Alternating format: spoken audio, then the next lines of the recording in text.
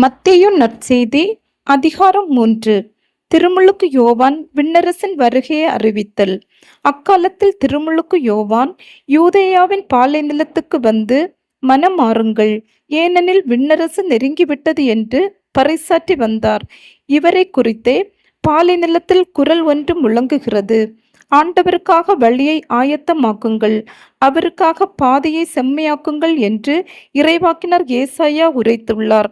இந்த யோவான் ஒட்டக முடியிலான ஆடையை அணிந்திருந்தார், தோல் கச்சியை இடையில் கட்டியிருந்தார், வெட்டுக்கிளியும் காட்டுத்தேனும் உண்டு வந்தார்.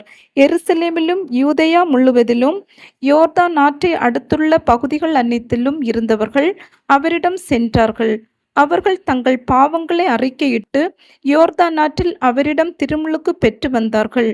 பரிசேயர் சதுசேயருள் பலர் தம்மிடம் திருமுழுக்கு பெற வருவதைக் கண்டு அவர் அவர்களை நோக்கி, விரியன் பாம்பு குட்டிகளே, வரப்போகும் சினத்திலிருந்து தப்பிக்க இயலும் என உங்களுக்கு சொன்னவர் யார்?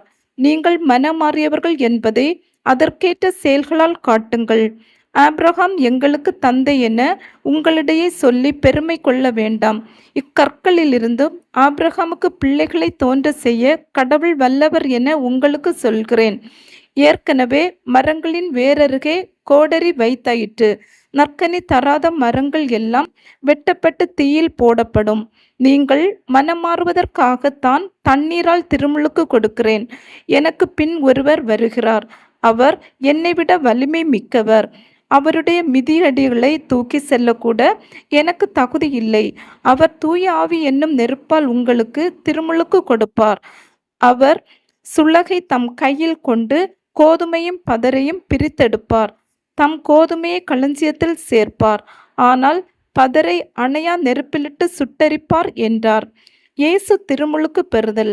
அதன்பின் இயேசு யோவானிடம் திருமுழுக்கு பெற கலிலேயாவிலிருந்து யோர்தானுக்கு வந்தார்.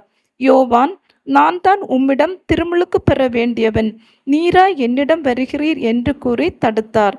இயேசு, இப்பொழுது விட்டுவிடும், கடவுளுக்கு ஏற்புடையவை அனைத்தையும் நாம் நிறைவேற்றுவது தான் முறை என பதிலளித்தார்.